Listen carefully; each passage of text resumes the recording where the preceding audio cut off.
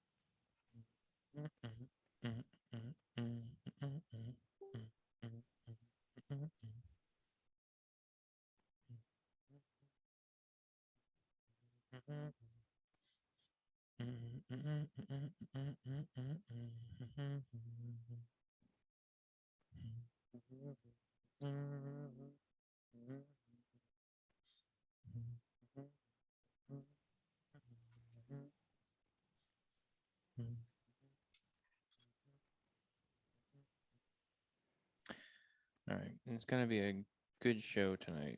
Absolutely. There's a lot to talk about. Yep.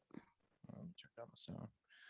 All right. Well, before we begin, once again, Coop, this is show number 3 of the day for you. Yes. So it's a marathon. You're a marathon. I mean, you got 3 shows just on Saturday. Yeah, Saturday's kind of a marathon day, but And then you got Tuesday night. well, we don't have. I'm not doing any shows this week, so we don't have a show Tuesday night, and Thursday night we took off. Right, but in the general sense, you all together. You know what I'm saying? Yeah. So Yeah. you stay busy. It's been busy, yeah. Which is Yes. good. But all right, everybody, welcome to episode number 4 of the Spare Note series. My name is Matt Tabacco from SmokinTabacco.com, and I am joined once again by my very good friend, Mr. William Cooper of Cigar Coop. Coop, what are you smoking tonight over there? I'm about to light up the Davidoff Chef's edition. This Damn. is the 2018 edition. Ooh.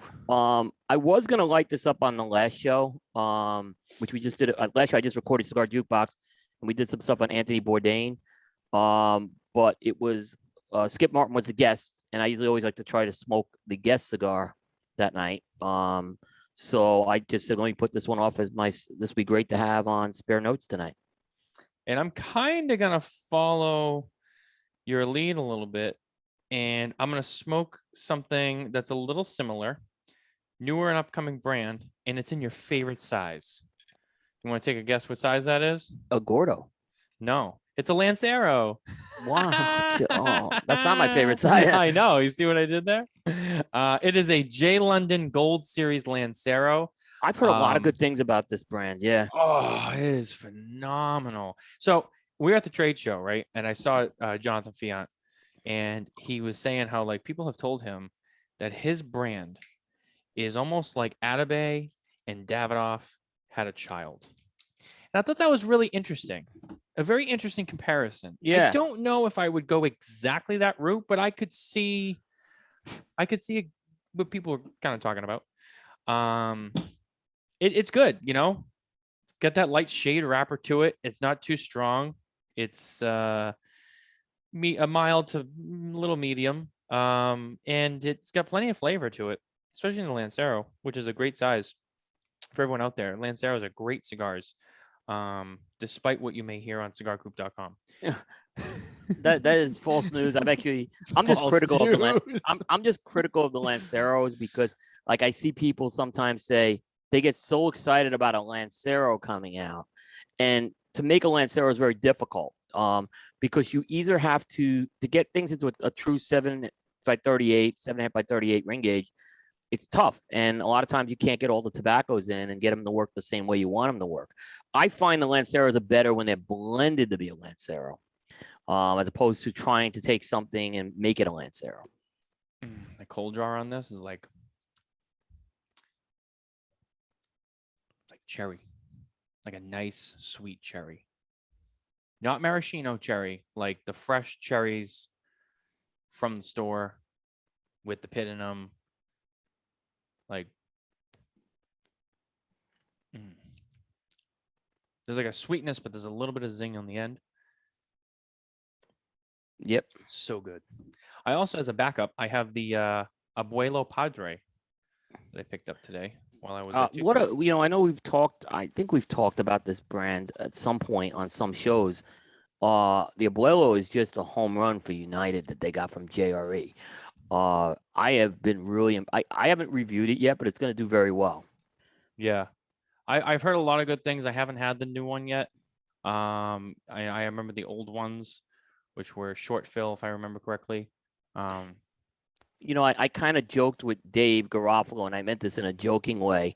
I said they should have kept that brand for themselves. You guys lucked out. And I didn't mean it like, obviously, I think it's great he got that brand, and I think there's a connection with that, obviously, with him becoming an Abuelo. But it was a really good blend they put together for him. And good job by everyone on that one. And are you smoking the Toro or the Churchill? This is a Toro. It is a Toro. Okay, this is Toro. Yeah, 6x52, the Padre. That's the size. Okay, that's the size we've been on the Coop team have been kind of saying that's the best size. Yeah. It looked longer on the screen. That's why I was like, I don't think they make a Churchill, but yeah, it was the Toro is the one that we've really been enjoying. Yeah, I think it's 3 sizes. I think he had, and then I don't remember seeing a longer one. So yeah, I haven't had that yet, and I know it's been pretty popular, so I picked one up. Yeah, they were actually at Two Guys Smoke Shop. They had the Camacho events this week, so today was Camacho Day, and so I got one of the Scorpions. So if you're watching the Cigar Authority, they tasted the Unleashed. They had the Scorpions, so I got one, and I think George is going to come on the show. We're going to do an Unleashed, Camacho Unleashed giveaway whole bundle given away. Stay tuned on the details for that because we haven't finalized anything, but that's what we're going to be doing. So keep an eye out for that. And we're also Nicole thought of this. We're going to run a contest, I think, or maybe it's just going to be a poll. I don't know. We have to finalize it. But the idea came of surveying the audience to see who's going to be the one to eat the Scorpion on the show, because we're going to do it on the show. And I would show it, but I don't have it with me. We have eaten we as a team, we did a video. You did it? Yeah. So there's a video on the Cigar Coop page and all of our things where we've done it. So I won't want to spoil it. You may want to watch it beforehand, but we did it. Yeah. Ben, Bear, and I did it. Interesting. Yep. So I think it's definitely cool to do it live and on the air. Okay. Yeah. I think it's a cool way to do it. Well, I walked up to the studio and they were in the middle of the broadcast and they saw me come in and they acknowledged and whatever on the air. And then they were like, and then Jonathan's like, here, and he throws one out into the studio. And I ripped it open, and because I was like, all right, let's just do this. And then Jesse from Davidoff was like, no, you should do this on the show. And he was like, here, I have a whole idea. So I was like, all right, I'll wait. So we're gonna do it on the show. I'm looking forward to that. I texted John. I go, you got to make sure you're on this episode. We're gonna do Yeah. scorpions, and he's like, "Oh, I'm in." Yeah. I think you guys will have fun with it. For sure. It was a fun thing that Davidoff put in front of us. So, yeah. It's gonna be interesting. So one of the reasons why I grabbed a Lancero was because one of the topics I want to get into tonight is, and I guess we can start with this since we're here, and Yep. then we'll get into. I'll do the quick. We're gonna talk a little bit about Drew Estate canceling all their events. Yep. We're gonna talk a little bit about humidity control. Yep. And your humidors at home. And we might get into some accessory stuff at the end. But for now, one of the things I want to talk about, because I know Coop will have a lot to say on this too. And by the way, hold on, before I keep getting sidetracked, but I have all these things. I was going to do this privately, but fuck it, we're on the air. Did you happen to catch this week's episode with Bear? Yes, I did. I did catch it live. We gave you some love on the air. I really appreciate it as well. And I explained to everyone why you still feel bad. And I'm like, Coop, stop feeling bad. It's all good. It's water under the bridge. I appreciate it. I think you guys did a great show. I really enjoyed it. Bear's a good interview to have. And he I think it was a good job by everyone on that show. I couldn't watch it live because I was doing my show at 10 and I had to do my nap. Yeah, I have to rest before that 10 p.m. start a lot of times. So I did have to rest, unfortunately. But I actually messaged Bear. I thought it was a great show as well. So good job by everyone there. Well, thank you very much, Coop. Yep. Love to see, always love to see the Coop family, kind of, now you guys are part of it. So, great to see everyone with that, and just love seeing when media interacts with media. So it's great. It's always a great time. But tonight, the first thing we're going to get into is how many sizes is too many? Now, this is something that we've seen. Yeah. And I don't think everyone's an offender. All right, maybe let's not call it offender. I don't want anyone to think we're knocking anyone that has a lot of sizes. It's just a conversation for opinions. And the audience watching at home and listening at home, feel free to submit, questions and comments on this too. And we can, we'll get into it on the next show. Yep. But there's some brands out there, and they have I know, for example, Atabay, which is a great brand. I love the brand. I smoke a lot of different sizes. Actually, tonight it was either between this or the Spiritus Lancero, which is probably my favorite Lancero. They have, I don't know the exact number, but I want to say it's around 12 different sizes. It's over 10 they have. Yeah. I want to say it's 12 or 14. It's one of those two. I can't remember which. It's a lot of sizes for one cigar. Now, there's been a lot of brands that have maybe 7, 8. It's still a lot. What is, I want to get your firsthand take on what you feel is an acceptable number of sizes. And I understand different sizes are all going to smoke differently, right? You're going to always have probably the Robusto, the Toro, Churchill, or the 3 big ones. And then sometimes you get a Corona in there. A Torpedo is popular. I get that. Then you start adding well, we're going to put in a Petite Lancero, a Lancero, a Petite Corona. Then we're going to put in a double Robusto, shit, why am I getting lost on this one? Corona Gorda. Corona, yeah.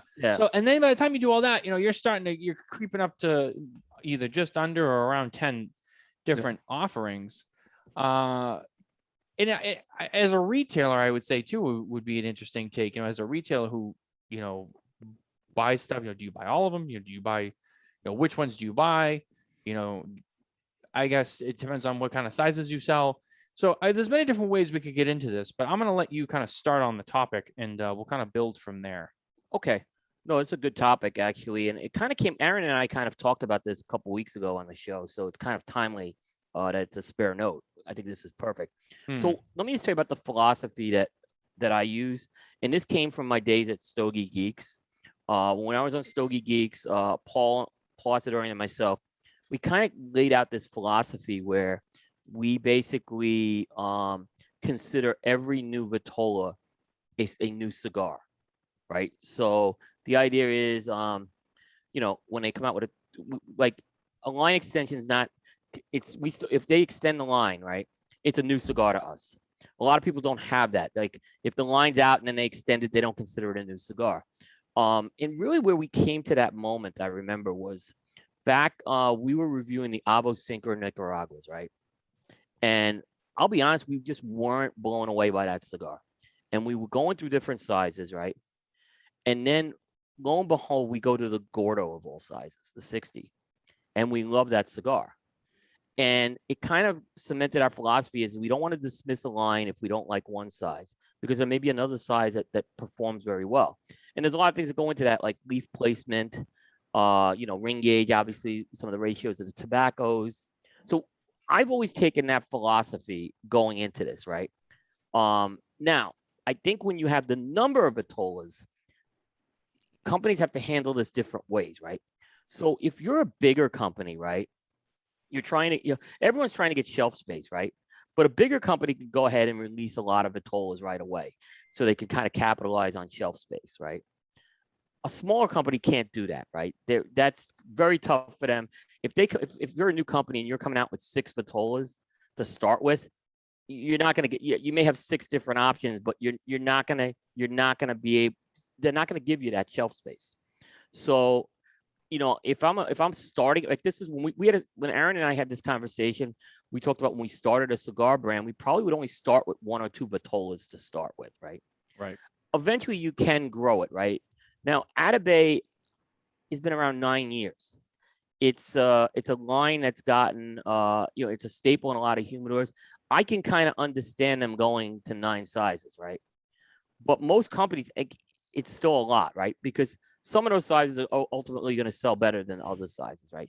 So do you want to dedicate production to sizes that don't sell, is the question. And that's where I've seen, like, other companies now in the last few years, and I look at General, Rocky Patel, are good examples where they really focus on 3 or 4 sizes now. And the 3 sizes I see: Robusto, Toro, Gordo, and then maybe a 4th size, which is special size. I think that's a good. I think when you get the 3 to 4, it's a manageable number.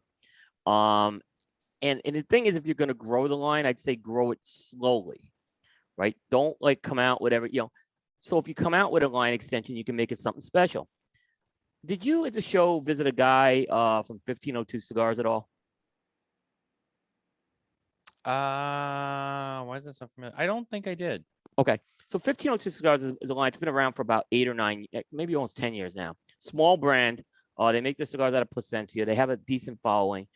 They've been, like, really good at, like, they tend to maybe extend the line 1 size once or every 2 years. And what it does is it kind of makes it special, right? It kind of makes it a little more special where they're coming out with something and that size is suddenly something to look forward to, maybe because you've been smoking the line 3 or 4 years. But I think even with small companies, you get to a point when you get to that 5 or 6 mark where I think it becomes like you're getting over that 4 mark. There's ultimately sizes that aren't going to sell, and I think ultimately you have to start pulling SKUs at that point. So from a cigar smoker and what we do, it's great to have 10 or 11. From a business and practicality standpoint, I don't think it makes a lot of sense.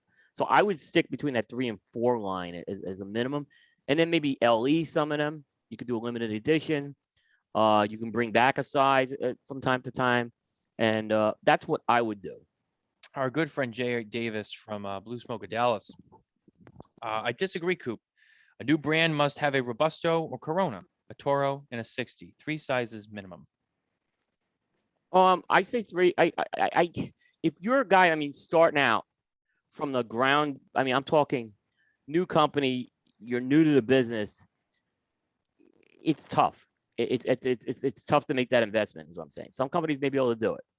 I wouldn't argue that point.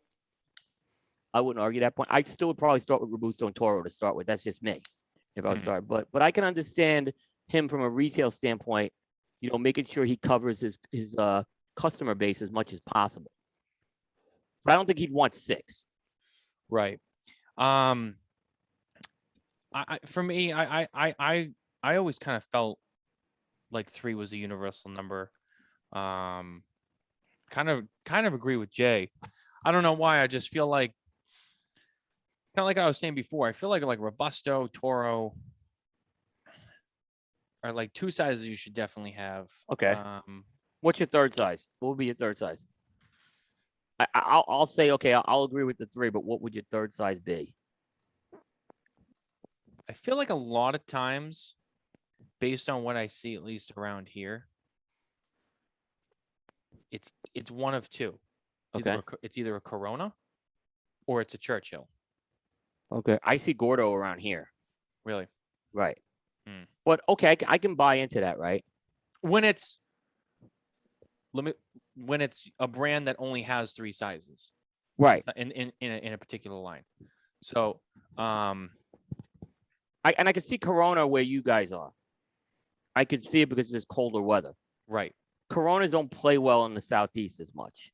I Hmm. love a Corona, don't get me wrong, but they may play well in Texas and stuff like. But I can say in the Southeast, Corona, I don't see a lot of people smoke Coronas. Yeah, Dan. Hold on. There's a lot of good feedback here. Jay had commented again. I mean, as a retailer, 1 or 2 facings get lost next to the Perdomos of the world. Dan Thompson says managing Vitolas is tough. We are playing catch up to align favorite sizes with our blends. Chad Manson says, I like choosing between different sizes. Still amazes me when one size is amazing to me and same cigar, different size is not smokable, but 4 to 5 sizes is probably plenty. And then Jay is followed up with, for example, need the A in 3 sizes. I'm dying for more. Oh, never mind. I didn't read the whole thing there. I'll admit. Anyway, but yeah, no, I mean, it's interesting. Plus, remember too, a lot of times a cigar is blended to one size. Right. And then it's branched off from there. Like, all right, we're going to offer it in this or whatever. So it's true. I mean, you let's say you blend it to the Robusto, right? That's how they blended it. That's the size where they played with it. And then they're like, all right, this is the blend. And now let's tweak it to make a Toro and all that. And a lot of times, that's true. Sometimes there's like one cigar in the line, even though it's all the same blend or whatever. There's one cigar in the line where, okay, this is phenomenal. And then you go, let's say the Robusto again for the sake. Then you go to the Toro and you're like, the Toro, it was just too peppery or it was too strong or it didn't have the same it didn't have the same transition. That's an issue. Now, still, even if you only have 3 sizes, that could be an issue. But I would say that it gets more challenging the more sizes you have. And if you start to smoke through every different size of Vitola that's available, you'll see a lot more of a change because there's just so many different ways that blend is being thrown around. So you get that too. Now, if you're someone who, you stick to one size in that line and that's all you smoke and that's what you like, that's one thing. But if you're someone who really likes to bounce around different sizes all the time, but you like to stick with the same blend, you're going to notice some sort of inconsistencies here and there. Here's where it gets a little tricky too. Is let's say you come out with 3 sizes and you've had those 3 sizes, and then you come out with a 4th size maybe a couple of years later. The problem is sometimes with that 4 size is sometimes if you maybe haven't smoked that cigar since it first came out, which is a lot of us being in the what's new phase. Right. Maybe we smoke it when we don't go to it, and then when the line extension comes out in 3 or 4 years, we smoke it and it's not the same, right? It could have something to do with the size of the Vitola, but it also could have to do with the vintage of the tobacco that's being used. True. And yeah, so and I've now spoken to several manufacturers that sometimes they say, sometimes those bales of tobacco, there is a more limited leaf, and they have to substitute something else in there, and that's where you get to the consistency problems, obviously.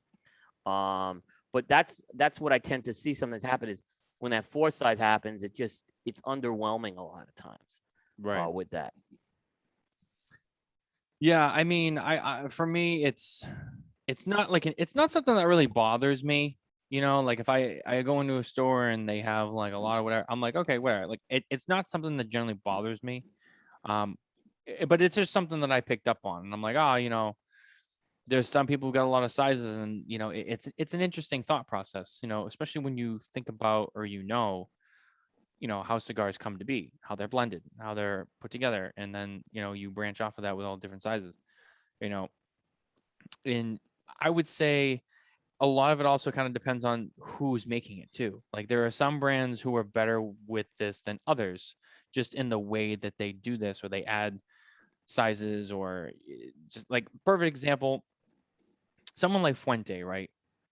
Look at how many sizes of Opus X are there? The standard Opus line, not like Angel Share, like the standard Fuente Opus X.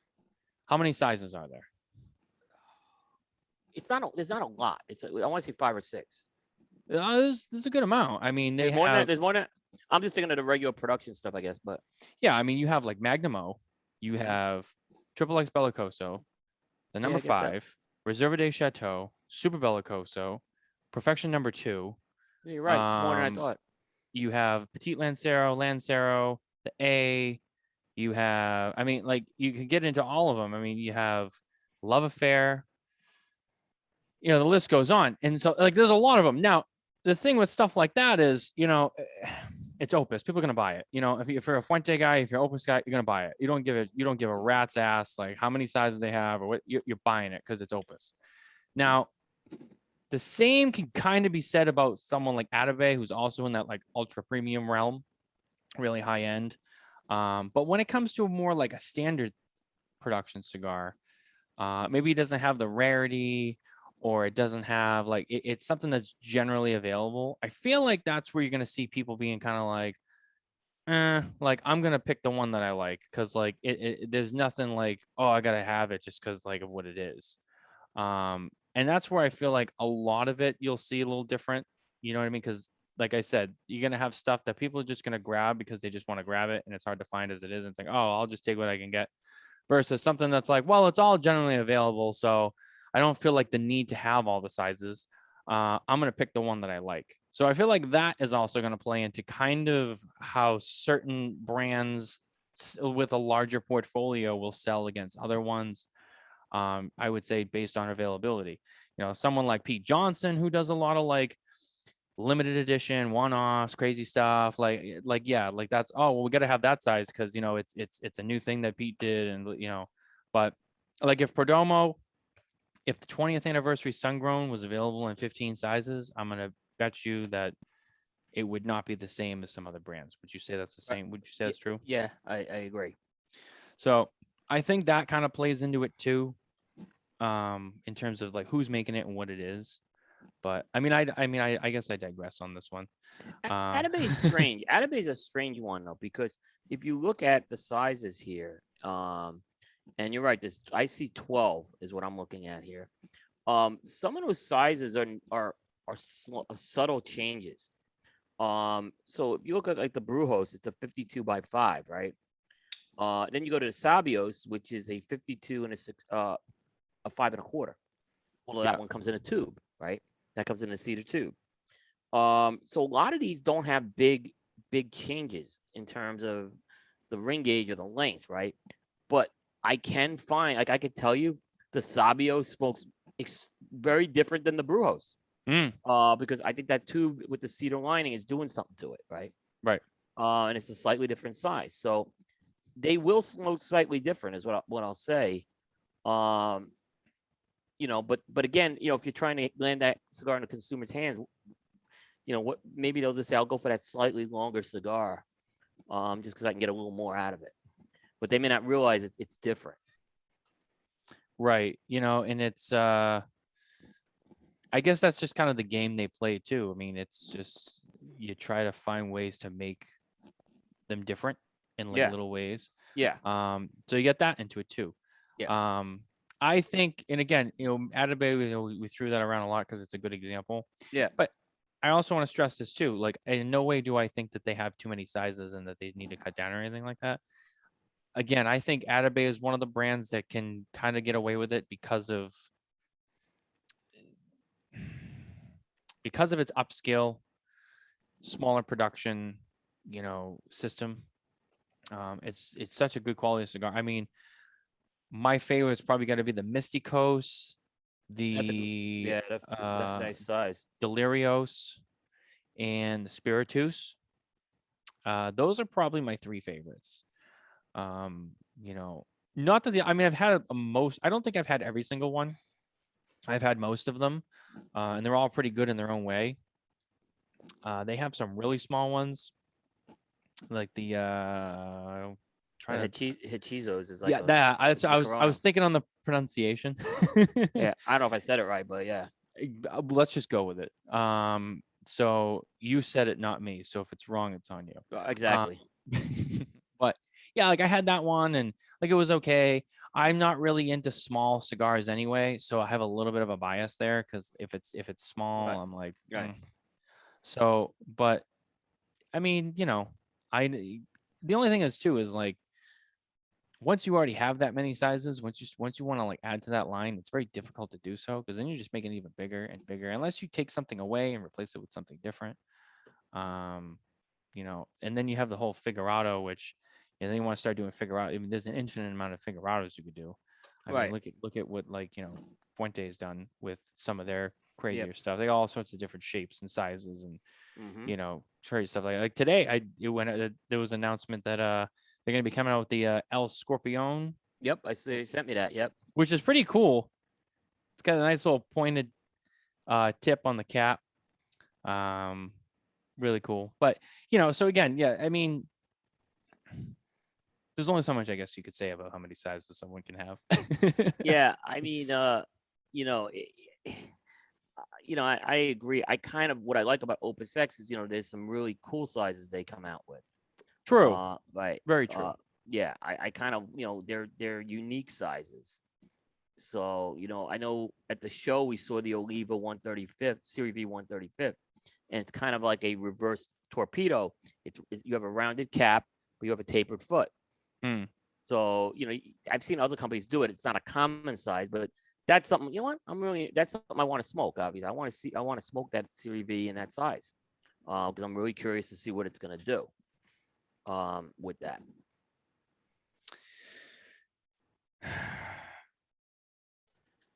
Yeah, it's all cool stuff. Yeah, there's people out there who be like, oh, that stuff's just stupid. Whatever. I like it, so No, I mean, that's me. There's a lot of Fuente haters, but I like it. So it's kind of interesting because I've been really down on the limited edition market in the last few years, yeah, and I'm even more down on the shop exclusive market.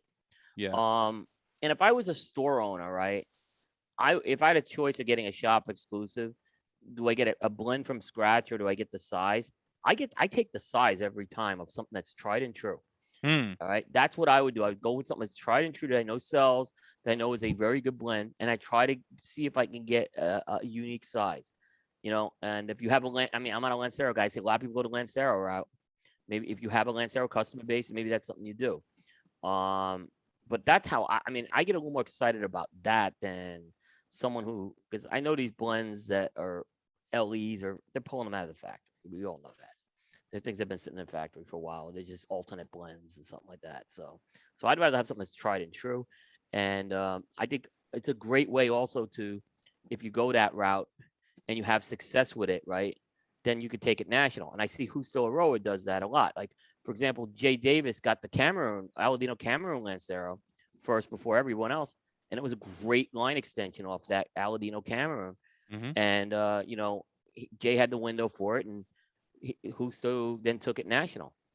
right. And, so that's a great way to kind of build some interest and build some anticipation with it and see how it plays. And obviously it didn't know well enough. Well, Justo said, I'm going to take that thing national.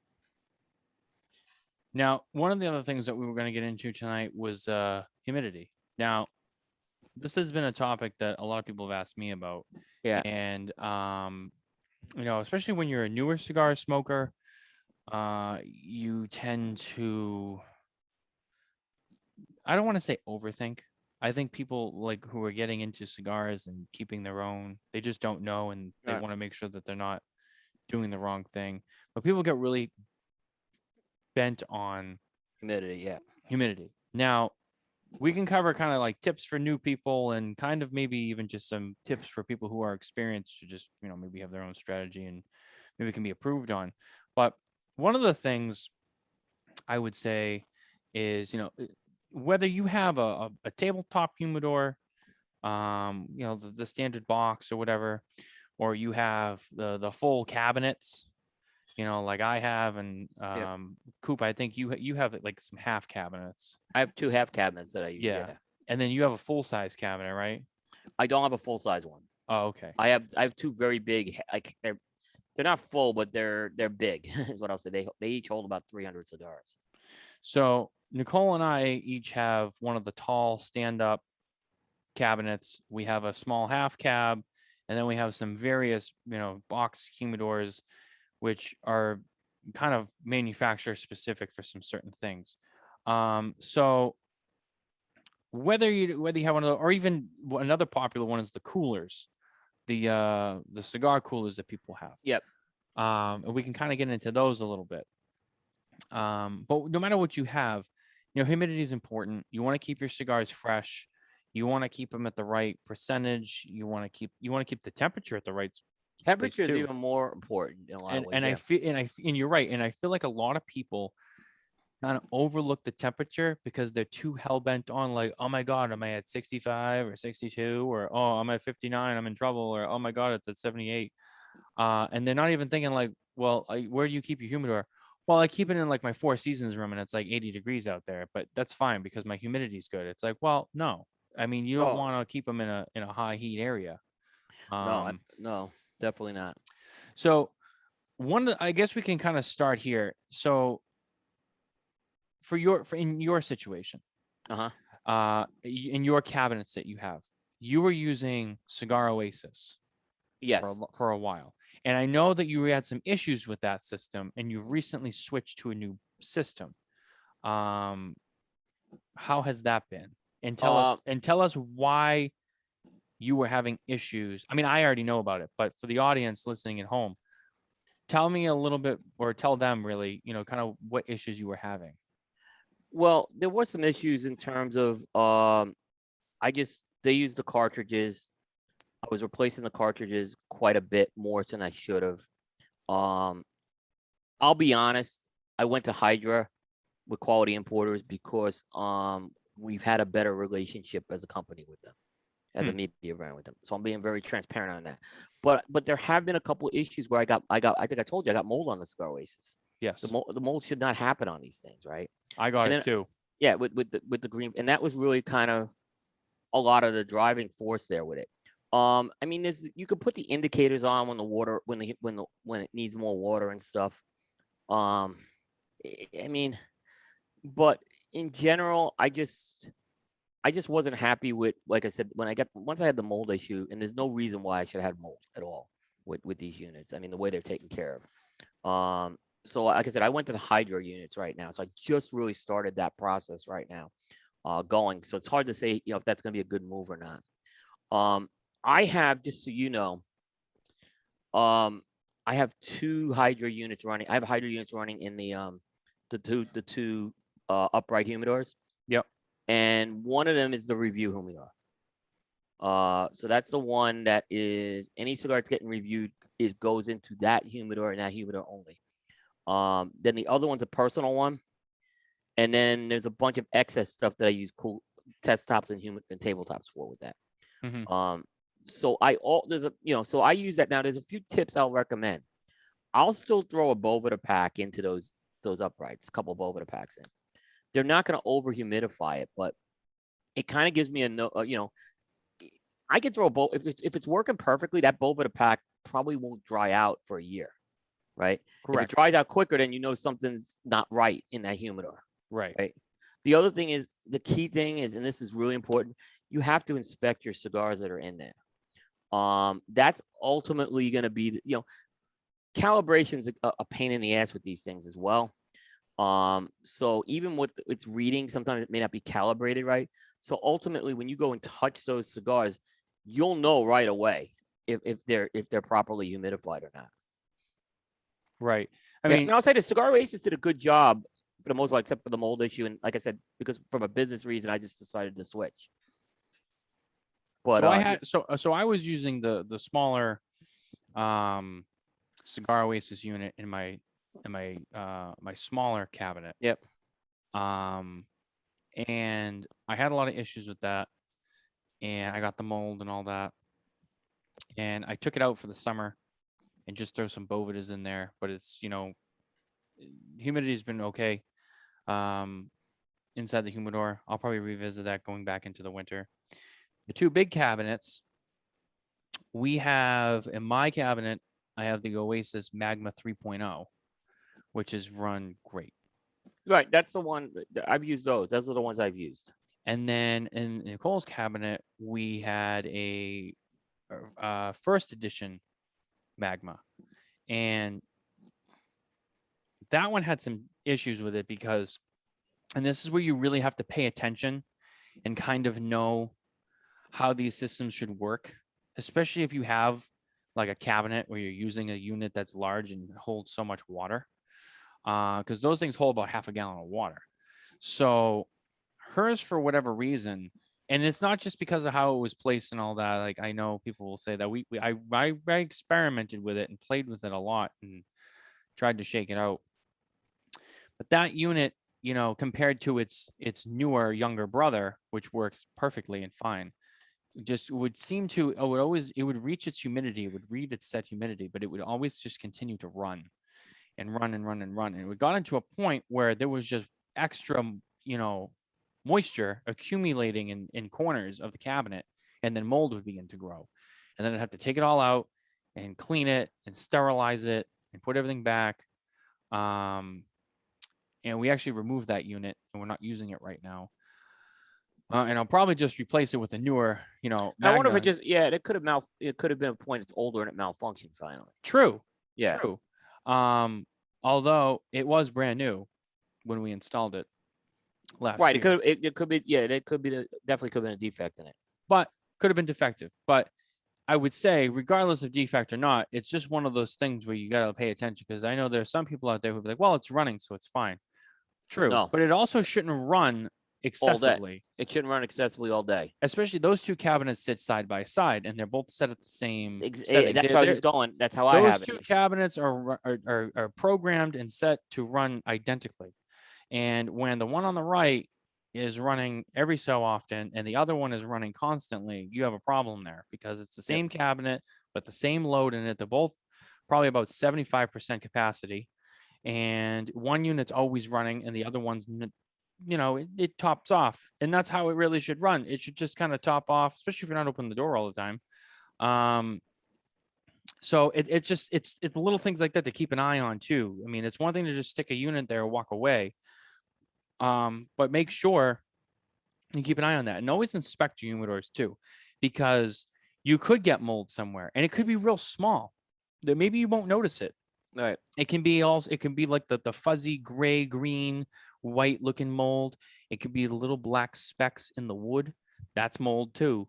The right, if you're looking at the right stuff, and that will spread. And if you don't notice it and it spreads, and maybe you don't smoke all the time, maybe you don't open that humidor like every day or every week, and it sits there and it grows. And then like after a couple weeks, you're like, oh, I feel like having a cigar this weekend. And you open your humidor up and you can have mold. When you have reservoirs too, you have to change that water too. Oh yeah. Yeah, you have to change. If you're using a reservoir, if you don't change that water, you're going to get mold. Oh, absolutely. Yeah. Absolutely. Yeah. It's one of those things where like I'll especially in the summertime, I mean, those units don't really run just because it's generally humid as it is. In the wintertime up here in New England, I mean, they crank because it does get so dry and so cold. I got to top those things up probably once a week. In the summertime, I don't think I probably haven't topped that thing up in a couple of weeks. Probably not since like I went to Vegas. I think I topped up before I left just so that it was full in case, and I think it's still there's still a good amount of water in there. So, it's not something that I need to do all the time, especially in the summertime, but just things to be aware of. Another thing that people ask me a lot of time, and I know that there's differing opinions on this, and that is when you get a new humidor, do you wipe it down with water to season it? I do, but I know people will kill me over that. I don't. I do, but I don't go crazy about it. Okay. Either. I give it a wipe, and then once, and I kind of just feel, well, I clean it and it just gets a little bit of water in it, but I don't go overboard with it. That was one of the things I started doing when I first started, and I had my first few box humidors, and just kind of as I progressed through the game, it's one of those things where I asked a lot of people, like, hey, like, this is what I've been doing, my last few humidors, like, what do you do? And people are like, no, no, no, no, no, and no, no, no. And I started to kind of look into it, and I'm like, yeah. I mean, I guess it's opinion based. Some people tell you it's science based, but the biggest argument with doing so is putting the moisture directly onto the wood, which is causes mold to grow easier. I would say that's true if you do that in conjunction with poor humidity control, and you're feeding more easier mold to grow. I don't do it just because I just don't feel the need to. I'll just season it, with humidity control and be done with it. Um, but again, that's just my feeling, and it's I give it one to clean the surface is what I do. Just I don't know, especially if it's brand new. I don't know where that wood's been. It kind of at least gives it. start That's why I keeps going said out. I'll do it. I'll do it like one time, and then I'll go through the normal seasoning methods after that. Right. It's kind of one. But I know people do it the more. They'll go and do several iterations of it. I'll do one iteration of it. Just again, if there's anything on there, you can get some of those impurities off too. Just kind of giving it a clean with some distilled water. Absolutely. Yeah. Uh, But at the end of the day, look, when it comes to humidors and humidity control, there's no perfect answer. There's things that you definitely shouldn't do and things you should do. And I would say as long as you pay attention, no matter what kind of humidor it is, as long as you pay attention to the condition of the cigars that are inside, you thoroughly inspect it on a somewhat regular basis for mold and anything else that could grow in there, and keep it, in a relatively cool environment. It doesn't have to be cold, but don't put it in a hot environment. And just stay consistent with whatever humidity control you're using. You should be good. that's why the Um, review cigars go in one humidor because I give it the most inspections on that, and then personal one's the other one. right. Then there's like the excess. I've not had good luck with the temperature controls once for whatever reason. The Uh, coolers. the ones that have the electronic ones. Yeah. I have one that's actually an electronic unit, and it regulates temperature, but I find it regulates it no matter what I do. It seems to regulate it too cool, and Yeah. so I get the right humidity, but the temperature is like 60 degrees for some reason. The units I was using, which were the Adus, I stopped using them because I don't think I stopped using the temperature control because it was drying out the cigars, even though the humidity was right. Right. So you want to be careful when you put it in a cool room too, that for whatever reason it was kicking in that cooling system was kicking in way too much for me, and it started to dry some cigars out a bit. So now it's an excess humidor. I don't even do it for anything else right now. Yeah. So I mean, good stuff, important stuff. I Yeah, hope that helps people out there who are listening. it's a very Um, easy thing. The Monday morning quarterback to humidity control. I'll say that everyone right. seems to know the answer. It's not an exact science. Like I said, that's why I go back and inspect your cigars is the most important thing you can do. Yeah. I mean, an experienced cigar smoker too. I mean, when you pick up a cigar and you look at it and you give it the light squeeze and you feel it, you'll know. Right. And that's if you're a newer smoker and you can't do that, don't feel bad. It's something you'll learn. You'll learn what a cigar should feel Yeah. and look like in good Yeah. conditions, and you'll learn what a dry cigar looks like, what a wet cigar looks like. Yeah. And You'll know. it's not rocket science, but it's something that you'll figure out, and that also is another way you should be checking to see Yep. if you get too much or too little of humidity and moisture inside. Yep. Yeah. Yeah. The great advice I'll give to someone is when you buy a cigar from your shop or if you get it, shipped to you, but inspect it and then just kind of make a mental note of how it's holding in your hand and the texture. and then hopefully check it over the next week, couple of weeks, and see if it just holds that. And you'll know if it's starting to dry out or not. And there are things you Absolutely. could do to check the humidity of the cigars too. There is a device out there. I haven't implemented one of those. I'm thinking at some point I might though. Yeah, I've seen them. I believe they're called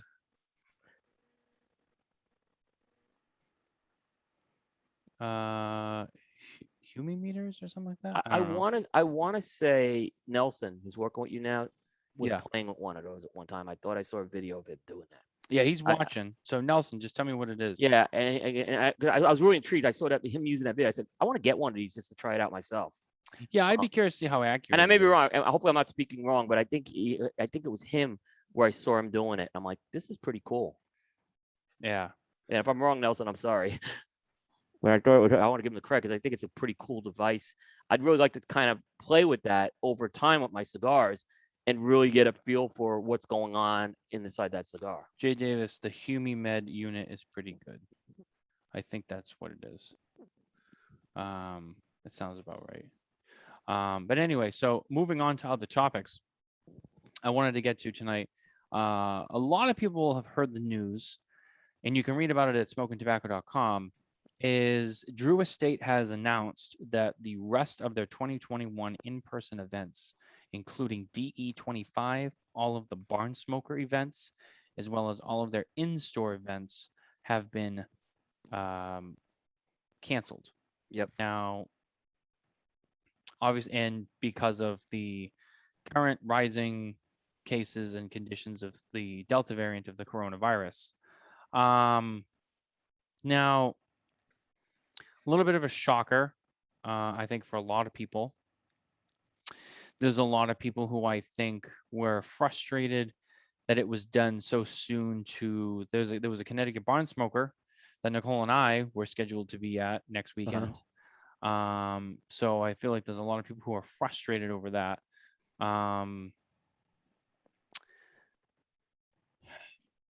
My thought on this, I don't think this was a Drew Estate decision. I think this was a Swisher International decision. It could be. It could have come from above. I based on some conversations I had with people, and just some people I ran into today and talked to, and other people I've talked to in the last couple of days, I feel like that is a huge possibility that this wasn't a Drew Estate decision. It was a Swisher International decision. It's an interesting decision. You know, you can't really knock anyone. Like I get it. It's kind of disappointing, not only because like, you know, oh, like there's events that like we're all like not going to go to this year now that we were excited for, but it's also like in the bigger picture, it's like, well, are we really in a position where now we're going back to canceling events? You know, everyone kind of thought we were getting past this and things were getting better. And it's like, now it almost feels like we're doing 2 steps back again. That's disappointing, you know, just not just for the cigars or Drew Estate themselves, just the idea of, oh, are we at this point? So there's that. But yeah, I felt like a lot of people were really frustrated with how close to the barn smoker, the Connecticut barn smoker, that it was canceled. What's your thought on that, Coop? I got a lot of thoughts on this one. So let me give you first. I'll give you what I think, what I know, and then I'll give you my thoughts on this. Okay. So as early as he says, as late as last weekend, I was talking with Joe from Drew Estate on a lot of logistical stuff we were gonna do for D25. We were gonna do like this wasn't just gonna be something where we were hanging out. Like you were going to DE25. We were going to D25, and we were gonna be doing media work there. Okay. There was a lot of setups. We were talking about equipment. I was talking to Joe about who was going from my team, and what the roles were going to be and what equipment we would need, because there were going to be some interviews lined up. There is some product stuff that we're going to be showcasing. This was Sunday. This was last Sunday when I had that conversation with Joe. Yeah. I don't think he knew, and if he did know, he plays a great game of poker. I'll just tell you. But I wouldn't blame him, you know, because and I asked him the question about what was going on, and he, they're monitoring it obviously. So I think some sort of a decision was made after that. I was surprised when the decision came out because of Connecticut Barn Smoker being as close as they did. Now I'm going to say something that's unpopular. Thank goodness Drew Estate did what they did. I think they were responsible to make this decision. They don't want anything on it. Look, I remember, like, when we had snowstorms, like when I was living in New Jersey, I hated it that people would just panic over a snowstorm and cancel things, right? However, there are lives being hit with this. There are people really getting sick. I did lose one friend over this. I have had several people very sick in the hospital. I mean, Jose Blanco. I thought it was a very responsible decision, and I think I would wish more of these events would take the lead. I hate it. Don't get me wrong. I don't want to see this happen, right? But this is something we're dealing with something very serious right now. Right. What I've seen though, here's what I've seen though. There's two types of ways these events have been getting canceled, if you notice. This cancellation number one is someone says, you know what, we don't want to take any chances.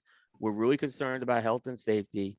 And we don't want to put people in a position where they, in a difficult position.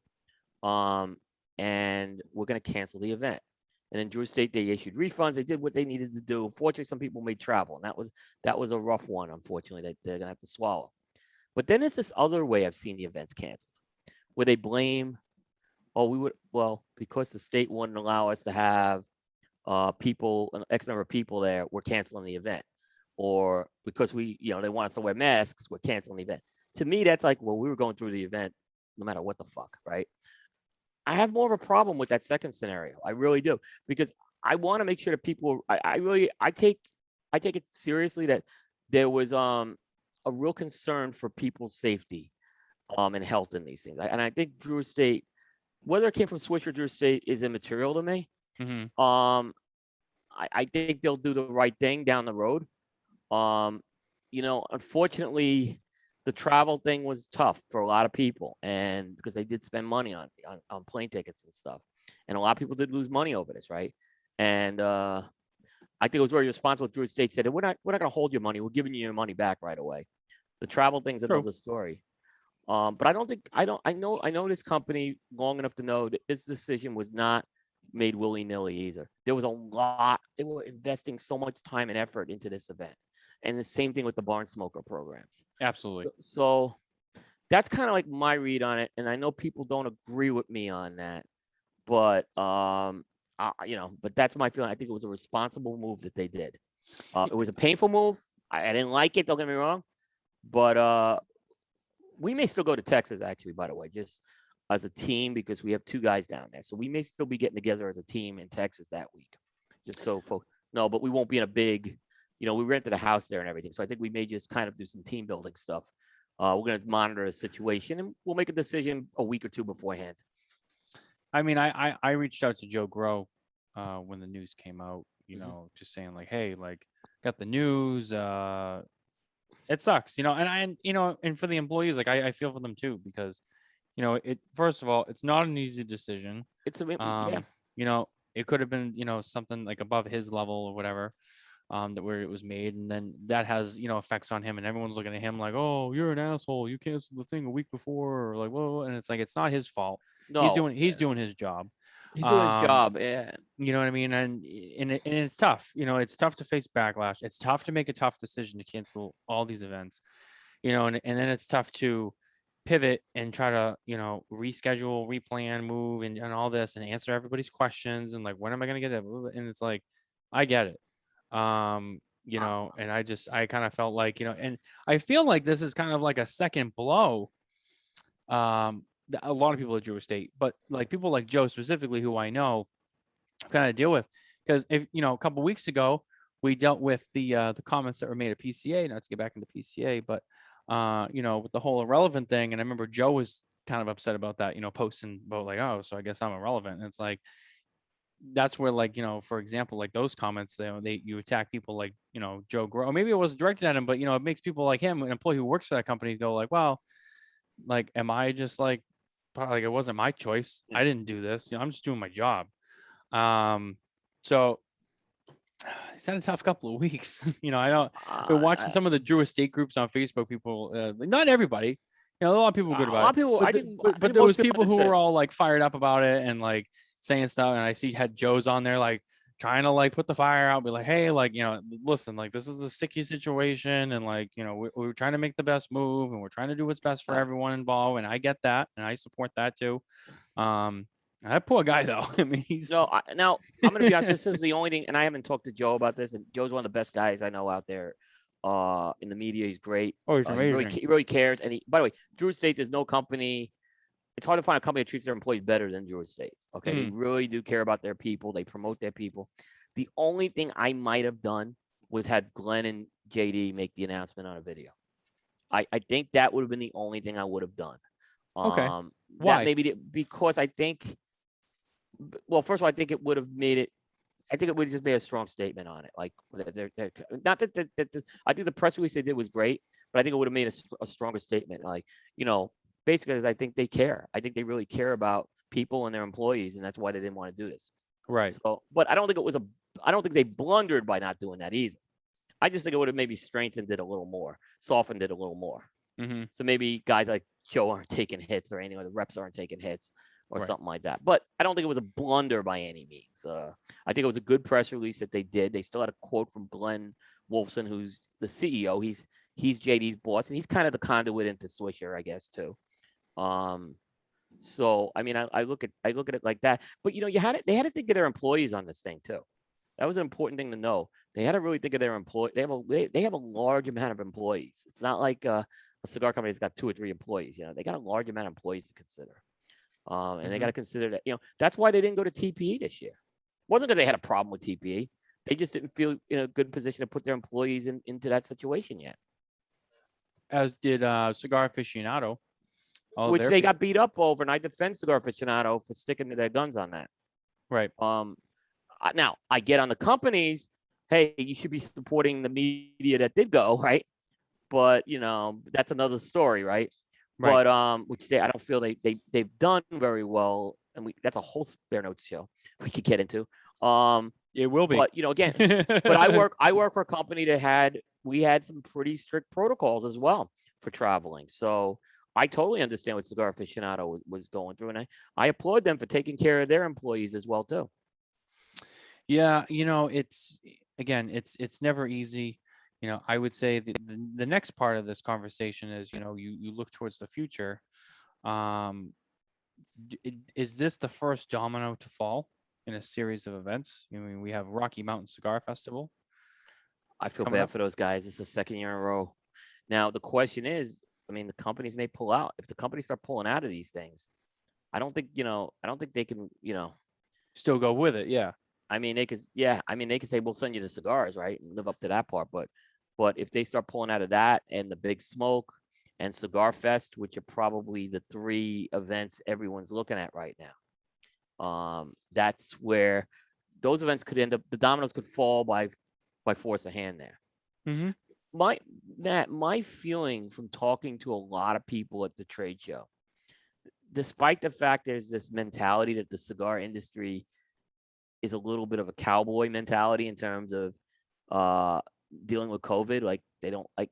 I talk to a lot of manufacturers. They really care about their employees with COVID, and a lot Mm. of them just didn't want to take large employees out just for that reason.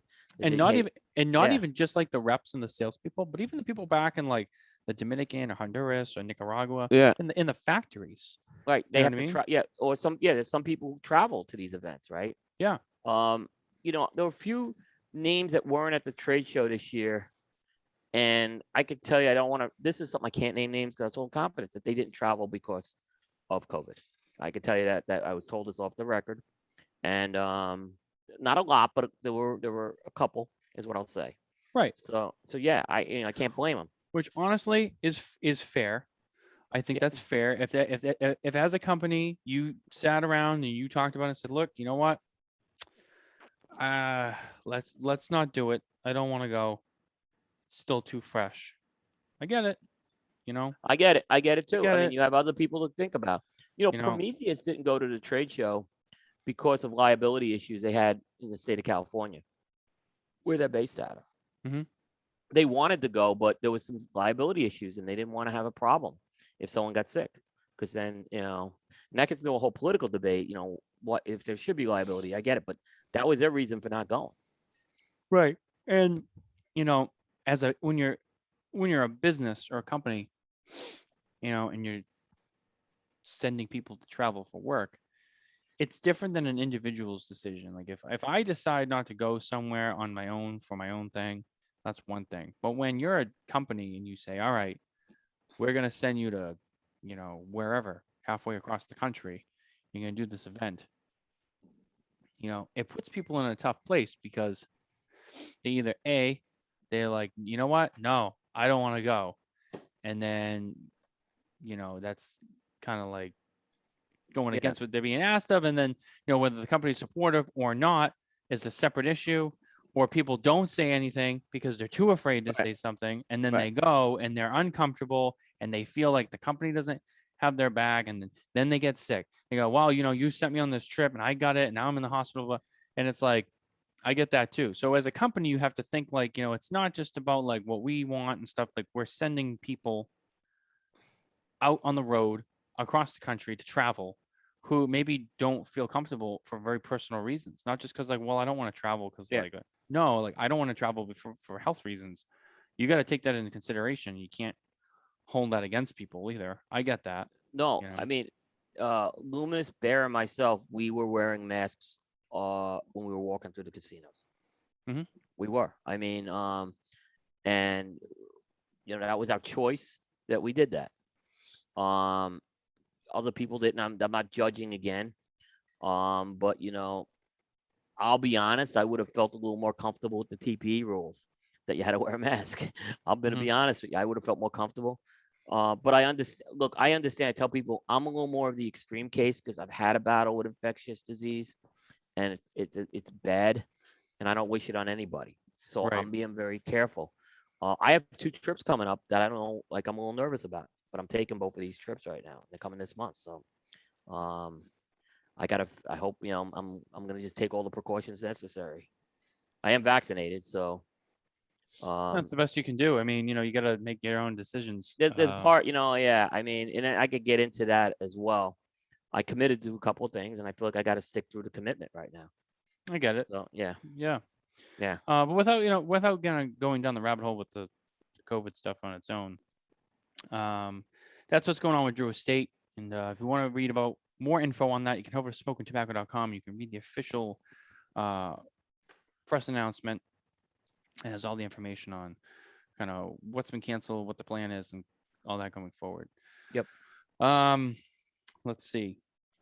The other thing that was on the list is it's more of an accessories thing. Now it's something up here in the Northeast I don't see a lot of, and I've talked to some. Right. Actually, it came up in conversation today. But in parts of the country, it's very popular. So for me, it's a little like I'm not knocking it. It's just something that I don't really like see a lot of because it's just not something that happens up here. It's the cigar pokers now, or the nub tools. To me, I find it very peculiar, and it's just people up here. I don't see it a lot. And people I know don't use them, but in other parts of the country, like everyone's got one. They nub every cigar. Is this? Have you used one of those? Is this? I don't think this is something that you do. Which, When you say nub, it like the roach clip kind of thing. yeah, like the little picks, and a lot of people usually have like Okay, the pick where you poke it. Yeah. Never use them. First of all, with a review, I think it damages the integrity of the review. The cigar is hand rolled, and it's meant to be hand rolled and smoked as is, and should go through drawer testing and should have good quality with that. So from a review standpoint, I'm not going to touch it. Any of my cigars with that. I get it if you're just kind of enjoying the cigar, but I don't know. There's something about just sticking that poker in there. I don't know if it's gonna damage. Oh, I'm not talking about draw enhancement. I'm just talking about. Well, maybe we could get into Oh, that. you're talking about poking it like this? Yeah. I won't do it either. I don't think it's meant to. I don't think the wrapper is meant to be. An incision is meant to go in the wrapper like that. because it kind of Are you changes. talking about now? If it's a clip, it's a different story. That's why I asked that question. If it's a clip and I'm holding it like this, I'm okay with that. Well, It that's a makes it fair, look- well, that's a good point that you bring up but- there, because there's yeah. clips and then there's the poker. I would not. I would not go with a poker at all. I don't Also, think. I don't think it's designed. I don't think that is all. I don't see anyone use poker, at least this way. I've sometimes seen them go that way for the draw. yes, I've seen that. I've done it myself in rare circumstances where I've had something that, you know, I maybe only had one of, and I really just wanted to get the thing Yeah. to go, or something that's a little Yeah. pricier or rare that maybe just had a bad batch, and I'm trying not to waste it because I'm like, well, I don't want to just ditch the whole thing. And they're tricky because, you know, like you said before, first of all, you could break the cigar if you Right. don't know what you're doing You and go you're not break. careful. Yep. You know, you could come right through the side, and then it's just trash, and then you just throw it away. You also could change the way it burns inside, you know, by moving stuff around, pushing some stuff off to the side to make a gap, and then maybe that gap that you create, while it's a nicer draw for you, the way like you mentioned, the cigars are hand rolled, so when they were rolled and they were bunched and, you know, bound and wrapped, you know, then you start, you know, messing around in there trying to get your cigar to draw, and you're moving stuff around. Maybe that changes the way the air navigates through and the way it burns. Right. And then, yeah, you're drawing, but now your burn is off, and it's burning funny. The And air flows off. Yeah. maybe it gets too hot, and then your flavor goes away, and it just becomes burnt and bitter because it's got too much heat. And, you know, you're overheating the tobaccos, and it's leaving that char. You know, there's a lot of things that can happen with it. Yeah. Now, and I don't tend to use them. And for the Yeah. most part, even as like a nub tool, I don't usually smoke cigars down that low. I'm roughly a band smoker, so once I get to the band, I'm like within a few minutes and I'm done. That's just how I feel about it when I smoke for my own personal enjoyment. Rare circumstances, I will go like pretty far down, but that's very Yeah. far and few between. Yeah. I don't know. It's something that came The up in a clip thing is conversation. okay. I think the clip thing's okay. It's like a holder that basically will let you nub it further down, so it's a little easier to hold. I think that's okay. But at that point, you're not really getting much in that last, half inch to inch. There's a point where the cigar is done. And it's usually when you hit past the top of the band line, I think is you're pretty close. And ultimately, every cigar is going to tell you when it's done. That's true. That's very true. The cigar will tell you that. You don't need anything to kind of go with that. And I always find it fascinating when I see people out there and they have pictures of their cigar that they were smoking, and I mean they're like down to here, like, and it's just ash, and like there's just this much to like unburned tobacco left. Yeah, Like, you're not getting. and I'm just kind of like, I get it, like you want to get the most out of it, but at what point does it kind of just be like, what's the point there? You know what I mean? Like it's how much are you really getting out of it? By that time, I mean, that cigar, the flavor on that cigar is just, it's gone, and because whatever's left down here at the end where the cap is, I mean, that's everything that's pulled up towards the end. And I mean, to each their own, and I don't knock anyone for it. It's just something I guess I'm just trying to understand, because it came up in a conversation recently, and I'm like, well, I want to bring that up with Coop. Yeah, I don't understand it either, is what I would say. Like I said, the only thing I see is maybe that clip is the one thing. If you really want to do it, I don't think it's a must-have accessory for any cigar smoker, though. I think the cigar will always tell you when it's done. And inadvertently, we also kind of got into the whole fact of, draw enhancement, which I would say, again, it's tricky. Like, and I've seen people like, because I have one just to have, and I've had people like, oh, can I use it? And I'm like, you just be very careful with it. Not because I'm worried you're gonna break my tool. I'm worried you're gonna break your cigar. Yeah, and then you're exactly. gonna be all bent out of shape. And it's like, exactly. Because you were like, all right, just stick it in, and then like they stick it right through the side, and then it's which has happened. I've done it myself, and I just like, what the hell am I doing? This is stupid. No, I agree. This cigar keeps going out. It's very Wow. humid here today. It's very hot and humid. It's been pretty cool the last week or so, but today it was like 90 again, real Yeah. humid, real sticky. You just feel it in the air. So yeah, that was just my little piece on cigar pokers that I wanted to get into. Yeah, that's a good one. That was a good one.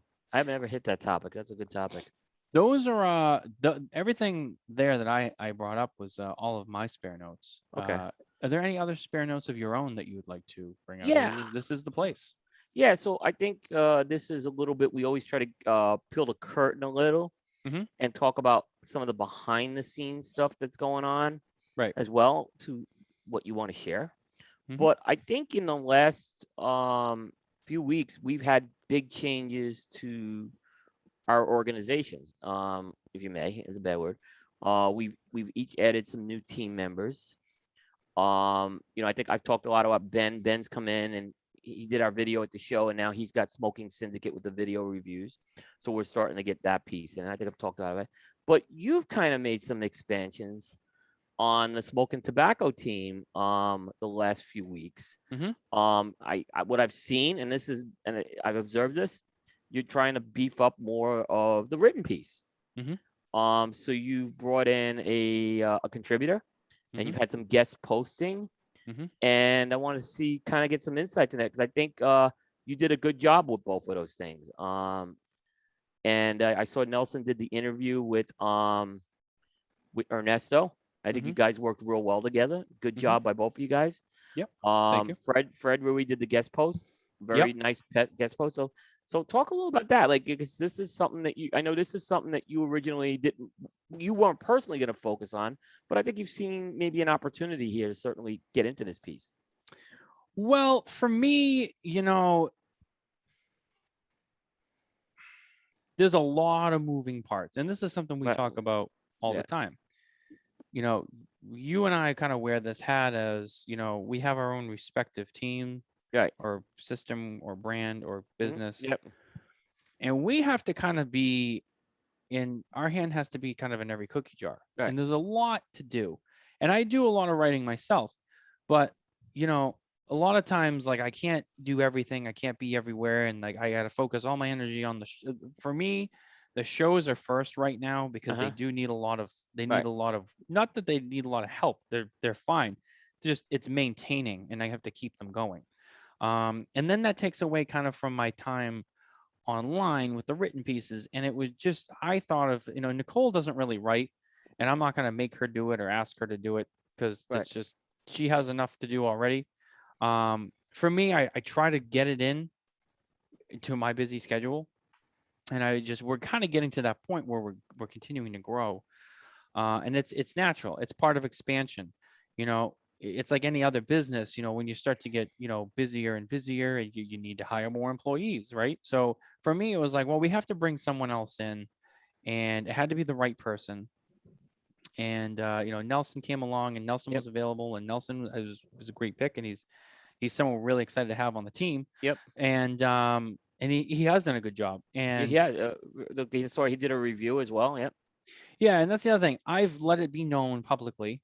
Uh huh. Um, and I even admit too that a lot of it has to do with the conversation I had with you. Over I decided a while ago I don't want to do reviews. And the reason for that is because at least at this stage in my life with everything that I have going on and what I'm trying to, accomplish and build with both my regular day career as well as, smoking tobacco. Um, Reviews is a lot of work. It's a lot of time and it just kind of takes away from your overall smoking experience. And it's not something that I just want in my wheelhouse right now, which is fine. And that's a decision that I made. And I just kind of left it alone. But when Nelson came along and he has a little bit of an experience with that, and I said, well, not for nothing. I'm like, I want someone to also help write stuff for the website. But Yep. if you can do reviews, that's a huge plus for me because I'd like to have reviews on Smoking Tobacco. It's just right now, it's not something I can commit my time to. It's just difficult for me at this point in the game. So, he was open to it, and I said, sure, if you want to do reviews, get one, get them out there. I'm totally okay with that. and he has begun to do so. I believe the first one he did was the Camacho Unleashed, Yep. which actually I have with me tonight. For those who haven't seen it, it is right here, Camacho Unleashed. Yep. So we brought him in. We have had some other. Fred Rui wrote a piece for us, which was Yep. nice. And I told Fred anytime he wants to write for us, just write it, send it in. I'll put it up. Um, there's a couple other people too who have sent me some stuff that I haven't gotten to yet. And I apologize to those people, but that I'm going to review. And Nelson is part of the team. He's already in. He's done. But if some other people want to like write some stuff on the website too, I might look at that, kind of individually on certain things depending on how much they want to do. But Nelson is with us 100% part of the team. So he will be, doing a lot of stuff with us, and he'll be even on the show from time to time as well, which Yep. is nice. It's nice to have more people to have on the show, especially with flexibility with the other two. Sometimes Nicole very rarely misses a show. She missed a show this past week because she did have stuff going on with her regular job, and that always comes first. John's not on a lot, especially ever since things open back up, and remember John's day job is he runs La Flor Dominicana, so Massive job he's got. that's a Yes. big job. He's Yeah. executive vice president of sales. He reports to Lito and Inez Gomez.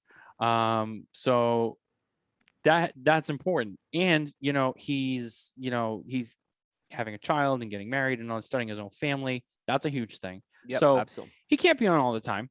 And that's fine. I don't knock him for that. When he can come on, he can come on, Yep. and that's Yep. great. And he is officially part of the show team. But having someone else, it's nice.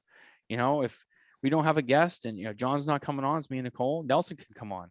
Or if it's just me and someone's coming on, Nelson can come on. So it's Yep. just nice. It's nice to be able to expand the team. There's so many different roles that people can have. He also has video experience. He has podcast experience. And like you said, I think he handled himself very well. They did a very nice job. Yep. With, You guys had good chemistry. Yeah, you guys had very good chemistry too. I think which is very important. Yeah, he's not shy. He's social. He's not afraid of the camera. Those are all good things. So and we'll probably continue to expand even past Nelson. You'll get even another person. So going into 2022, going to TPE, PCA, a handful of other events across the country, having a 4-person team would be ideal. Yeah. So those are just kind of the things that you're always looking at. Not just kind of like what you're building, what you got going on, where you are right now. It's where you're going. Am I going to need more help there? So yeah, the team has expanded, as has like Cigar Coop team. Yep. At the trade show, you had a handful of people there. Ben was there, Bear was there, Aaron was there. So we're kind of in that same boat. Now, granted, a lot of people, will, have noticed, we haven't been around as long as Cigar Coop. But what we've been able to accomplish in our existence, I'm very proud of. It's been a much shorter window than you have, but the fact that we're already where we are now, I think is good. It's more than we're ahead of plan or schedule, so to speak. So it's good. It's all good stuff. We're happy to have Nelson. We're happy to be at this point where we're now bringing more people into the team, and it's all part of growth, which is good. Yeah. No, I think it's good. It was interesting, kind of because Coop's model's a little different than probably most. Mhm. Everyone, with the exception of Aaron Nielsen, which we're probably going to carve something out for him pretty soon. Oh yeah, I forgot Aaron. Yeah. Yeah, there's Aaron and Aaron, which we got both, right? Mhm. So if you think about it, like Aaron Loomis has a full-time brand in developing pallets. He does prime time with me. Yeah. Bear has now El Oso Fumar Takes. He does special edition with me. Dave Burke, who's come in, he does jukebox with me. He runs the cigarjukebox.com site, which is our music site, right? And he really is the main guy there. Ben is now got Smoking Syndicate, which is our video review site. So we've kind of like built this collaborative platform where everyone kind of has a brand. Some of the brands are under the Coop umbrella, like the Jukebox and Smoking Syndicate, and some of them are external, like what Bear and Aaron have. And then Aaron Nielsen will probably be coming in on a written piece with me We're still carving that piece out. And and that's kind of the. But it took really until I added someone to Coop. It was 7 years before I added anyone to Coop. Um, Originally when I kind of teamed with Stogie Geeks, my goal was originally to have some of those guys come into the Coop. It just didn't work out for a lot of reasons. So when I started fresh again, I kind of took a little bit of a different approach and kind of approached people in various Bear. I think Bear told the story the other night pretty good about how he joined the team. He was kind of that one wasn't planned, right? So Right. Yeah. I just like he was the second show was a year out, and Bear did this. Bear did the whole he did the Hall of Fame show, and I basically told him, "You want to come back?" And I haven't been able to get rid of him since. No, but I mean, no, I mean, what these guys have done, they all bring a strength to this. What we've done, and I've also had to learn a little to let go, right? Because that's the toughest part of this, right? And I need to make sure that all these guys have creative freedom on what they're doing. It's very important. I'm not going to be the guy if I don't agree with someone's score, or if I don't agree with what someone wrote, or if I don't agree with what someone said on the show. I don't want to be that guy. Now, occasionally, there's maybe a situation that we've had like a situation that's happened where, say, maybe we had a rough show or a rough cut or something, and we get together as a team and we kind of adjust those types of things. But I'm really, like I said, now there's 6 people on Coop. It's a lot. I've had to get used to a lot of different things, but I also think I have one of the strongest teams out there, and I'm like blessed to have these guys. And I think, like I said, I think the guys you're bringing in right now, I think these have been good moves. And like Nelson's a newer guy. I see a lot of potential with him. Mm. Which is when I took Bear on. Bear was the only guy I took with no media experience. And he's grown into what he's done, and like now what he's doing with also from our takes. I see how he's grown and stuff, and but otherwise, it's kind of good. You bring a mix, like I said, bringing. I think I said Nelson was a good move. Now the guest post piece has been interesting, right? This is the one I've not embraced. Now, if Fred wanted to contribute something, that wouldn't be an issue for Coop, right? But I get about 10 of these a week. These people, they just want to guess right on Coop, right? They'll just write something and send it to you blind without you They'll, asking. well, they'll say, "Hey, I want to write I want to write on a topic, right?" And the topics they give me are like weed, cell phones. Like they're clearly just kind of scraping my email address. And then the funny thing is, it's funny. I was on the about page. If you go to the about page on Cigar Coop, we do not use guest posters, right? So they're not reading it; they're scraping it somewhere, right? Because and they write, "Hey, I'm a big fan of yours. I follow everything you do." Like, well, the first thing is I don't bring guest posters in because, um, again, you got to have some standards, and I think obviously you guys are working together to keep to the smoke and tobacco standards, which is good. But at the same time, give them the creative freedom. But I'm not just going to take someone off the street either, who has no street creds, especially with tobacco. And do that. So, but about 10 of these, and the funny thing is when you don't answer them, they'll write you the second time. "Hey, did you get my email?" And then they write you a third time and a fourth time. So you just have to just block them is all you can do. So it's a pain in the ass. I get that. But if it's a legitimate someone in the industry that wants to contribute something, I have the blog section, which that someone could give me something and I'll put it in there. If again they have some street creds in the industry. Mm-hmm. Yeah, absolutely. Yeah, I mean, in an effort to stay different, Yeah. it's something I did open myself up to. Being able to have different views, angles, and connections to it within reason. Yeah. So I want to make I another agree with point. that. Yeah. This was very important. I think what you did. This is why I think this was a very important move. What you did. Okay. So, and we're seeing this happen with influencers, right? So, the idea is if you go to like NBC or CBS, right? They now have websites, right, where their Mm-hmm. content is housed on that website, right? But they broadcast they broadcast content over cable. They broadcast it over the airwaves. Maybe it's radio, right? And I kind of look at it's important to have that kind of hub, right? That's their content, right? So the problem is, when we do, if you're on YouTube all the time, if you're on Facebook all the time, but you don't have a home base, where you're growing your content. That's your storefront, if you may. Mm-hmm. That's really important, right? And I think the move you're making right now is making smokintabacco.com a storefront, right? Where it's, you're putting out press releases, you're putting out reviews, right? So you're not just a YouTube or a Facebook show, right? You have this dimension. And that's very important with Coop. Like I always say, most of our readers from Coop probably don't come from Facebook anymore. Like we tackle Google really. We target Google Analytics, making sure we're on the first page of every search. And I'm happy to say, PCA, we were at the top this year, which I'm Mm-hmm. really happy about. Right, we did some real good things to hone our analytics a lot better. So we have that storefront, and I think you're going to start to see your piece grow with that as well. Absolutely. That's all What's part of the plan. Yeah, and it's very important. I think it's very important to do, and that's where, look, I know there's been a lot of discussion about influencers, right? And I'm not anti-influencer, but I would say if an influencer has a storefront, that makes them a lot stronger than what they're doing. Not just, hey, I'm putting something on Instagram, it's going to disappear in 3 days. Yeah, I don't want to get I don't want to I don't touch want on to get that into that. anymore. Yeah, I don't want to touch on that anymore either. But Not that's because not because like I'm afraid or like I'm like changing my opinions or anything like that or like Yeah. I'm backing away. It's just right.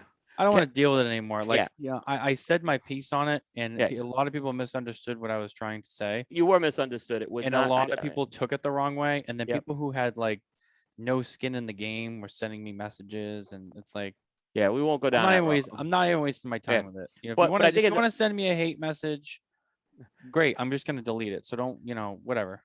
but That's all. as a media brand, what you're doing again on the .com site is very, very important. And you have a storefront. I mean, it is a lot of good material that certainly your audience will have a like a place that like I said, a storefront to go to with it. So I think it was a very important move that you took care of that piece. And I give you a big hats off on that one. Good job. Yep. Well, thank you, Coop. You Yeah. know, Yeah. I and that's the thing, the Smokin Tabacco brand and family of whatever. Yeah. I have a long-term plan, and I won't necessarily roll out that whole plan for everyone right now. But there is a long-term plan, and it includes a lot of growth. And it includes a lot of the advice that I've received from my peers in the industry. So, which, as you are seeing now, I am beginning to take and unfold, even in my own way. So, while also trying to be different from everyone else, trying to also learn from what they've done or maybe what they didn't do. Absolutely. I mean, we learned from you at the trade show. Mhm. I don't know if you know that. We saw your microphone setup. I'm like, we got to go to that microphone setup next year, Ben said. He looked at your setup like, this is a much better one. So you guys were on top of that, right? Our microphone setup was the one Achilles heel he had this year. And we learned from that. We learned from other media brands with that, which is like you guys, which is good. We can learn from the new folks. So yeah, and I'll give credit to Nicole for that. She spent like 3 weeks like researching microphones and audio, and then she just came to me, and the way a lot of that stuff works is she does a lot of the research and the groundwork, and then she comes to me and is like, all right, this is what we should get, and then it's like, all right, buy it. And then we get it, and we play around with it, and no, this is good. Or if we find something we don't like, it's I'll be on, like, there's a lot of times when I'll be honest and I'll be like, you know what, I just don't even want to waste my time giving it a shot, because I'd rather just go to the next step and just have something better. And you just have to make a decision, because remember, a lot of the times I get a little critical of myself, because I try to always think of not like trying to be the best or better than anyone else, just be the best that I can. If I know I can be better, I'd rather just go to that step. It's not like, if I can have a better quality on any angle, whether it's video, audio, the written piece, like photos, video, just the way we present stuff, I'm like, let's just make that better. Like, I don't, I watch people, and I'm not knocking people do what they want to do, and that's great, and whatever works for you, you should do it, because it's all about being comfortable in your own system. But like, I watch other people like kind of do the same thing and never change and innovate, and it's like, you got to be able to adapt to things. You got to be able to adapt. You got to be able to change. You always try to make yourself better. It's always about bettering yourself and growing. Moving forward is better than standing still, or worse, going backwards. So I always just try to, and that's the same for whether it's the quality of the equipment we use or the people, having people join the team and make the team bigger. Yep. Having a second show. There's two shows under the Right. Smoking Tobacco umbrella, Right. and there will be more. I Yep. will tease that there will be more shows. What's the teaser? Wow. So yeah, breaking news here. No, I mean we're like I said, and it's like I said, I think it's important to keep adapting to things. I know like there's a lot of stuff on. If you go back to the Coop content 10 years ago, it's awful. I mean, so there's a lot that's been improved on the content piece. The news piece has a very we have a very very I didn't even think Lisa's actually my wife, by the way, whose name is Lisa. She's Mhm. actually the seventh member. She does the proofreading and the back end business piece, which I don't give her enough credit. We have a whole process for how we do news. So I mean, there's a process that we follow with it. And sometimes we're not first with a story because we feel that there's things in the process that don't warrant it to be first. So that's things that we've had to go through. And ultimately, I think eventually, if I become full time on this, that will close some of the time gap on that. But the process I've taken is accuracy over timeliness in some cases. Mhm. So and we try to dig a little deeper and stuff. But there's a process that we have to follow with this. There's a process. Everything has to go through an editorial review. This and believe me, Lisa's just yelling at me all the time. She's like, well, she said, how did you, why is this out there? I said, you're the proofreader, right? Fix it. But, so, and then when I throw a 6,000 word article at her, it's not fun, Mhm. but yeah, so I mean, but no, so we have to allow for time for things like that, is what I'm saying. Reviews have to be scheduled. They have to go, like, we're going to start working on that with Ben's piece on a schedule. We haven't really put him into a full schedule yet. We're starting to assimilate that piece in right now. So, you have to adapt with that, and you have to have processes behind the scenes to support that, is what you'll find too. Yeah, I mean, Nicole usually proofreads a lot of my stuff. That's one part of it that I do ask from her, and I think she likes to do that. But in terms of writing stuff, it's really not her forte. Yeah. Which is fine.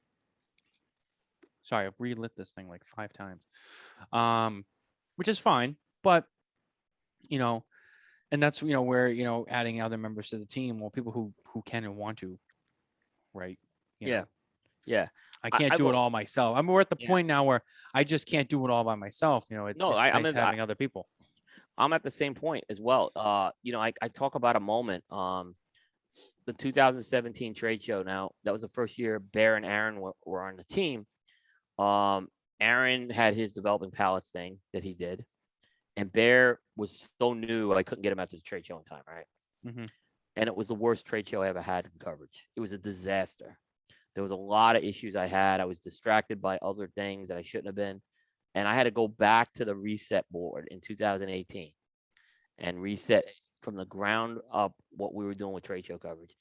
And then this year again, we had to do it with Ben coming on and Aaron coming on. But this time I was much more prepared for that change. Mm-hmm. So but 2017 was just lack of preparation on my end, and it was horrible trade show coverage. I regret it. I apologize. I wouldn't apologize to my readers on it. I had missed photos. I was calling people. It was so bad. Guys helped me out with photos that were great, but you know what? It was inexcusable. And that's when I realized, hey, I can't cover a trade show myself anymore. So then changes happen. So and I think now it's worked out. Yeah, I mean, I look back at what we did this year, and Gotta be pretty happy. It's a very good job. yeah, it was good. But do you want me to be honest with you? Yeah, it could be better, right? It could have been a lot better. Oh, we already came up with 10 things probably we could do that better that we're gonna start, already starting to think about for next year. So exactly. I wish I got to more booths than I did. We did too, but we did. But I told you it was gonna be hard to get to every booth that you guys planned. Oh yeah. I Oh, told yeah, you it no, was gonna I be know. hard. I mean, we set the goal of 50. We were at 79, Bear and I 2 years ago. We set the thing at 52 because we knew we were gonna be the booths longer. We got to 58. So that was really good. Bear and I want to try to get back up to that 79 next year. But I said, Bear, I don't want to sacrifice the quality because we had some really good quality this year. I thought Mhm. the quality we had was the best. So let's just not focus on a number. Let's just focus on the quality piece. And I think the number will come in time. Right. Yeah. Yeah, I mean, it's it's important to look at, and it's beyond even just the trade shows. It's everything we do. Yeah. It's always just trying to make it better and improve and grow. I think Yeah. that's the biggest theme here is just growth. Yeah. I agree. I think, like I said, it's exciting to see kind of have this forum where we could kind of just talk about some of these things. I know I sometimes do it with Aaron and Bear on the other two shows as well. Aaron and I tend to get a lot into scoring because that's his forte. Right. So Bear and I tend to get a little more into legislation on things. So it's that's kind of Bear's thing. So we kind of each have different avenues where we can hit, and this is kind of spare notes where we just take the spare notes and put it out there. Yeah, another big thing, about Smokin Tobacco, for those if you haven't heard it, it's not here with us yet, but around, but Smokin Tobacco now will be broadcasting from the JC Newman Cigar Studios, which is something we're really excited about. To be able to work with JC Newman, a company that's been in this business Oh, for yeah. What a longer great than partner they've been for us. most. I mean, they're a great company. We're very proud to be part of the JC Newman family. Um, you know, Big fan of their products for a long time. Great stuff that they do. Um, you know, they're a part of the Cigar Family Charitable Foundation, which Yep. we've already done one successful fundraiser for. We will probably do it again next year. It's nice. It's just stuff like that. Just having people see the opportunity and the potential and all of the stuff that we've already been able to accomplish has been great. So yeah, that's really just my take. I mean, you brought it up, but not Yeah. to like pat Yeah. myself on the back, No, but no, that's fine. Good for you. Good for you. we're just happy with how we've progressed. That's Yeah. all I really leave it with. I want to mention one PCA thing with Jason doing for a second, and I don't. We may have talked about this. If I did, you could stop me. Okay. I thought I had one of the most interesting visits with a booth at JC Newman this year, and not because of the booth, right? But Adria, right? Today's her birthday, by the way. Happy birthday, Adria. Happy birthday, Adria. Yep. I think I saw today was her birthday. It is. I had something happen that never happened to me before in 11 years covering the trade show. Adria wanted to know what my plan was for the rest of the year with Cigar Coop. And she wanted to hear what we were doing the rest of the year. And okay, I had a pretty good story to tell because of Smokin Syndicate coming in. So I had a lot, but I was very appreciative for her to take the time and she was taking like copious notes. I'll tell you that. Like, here's what we're doing. Here's the roadmap for the rest of the year. And I wish more companies would do that because for me, it kind of just showed they've invested in us, and I wanted to give them a confidence level that, hey, this is what we're doing, and this is the value we're going to bring here. So I don't know if she did that with everybody, but that happened with me this year.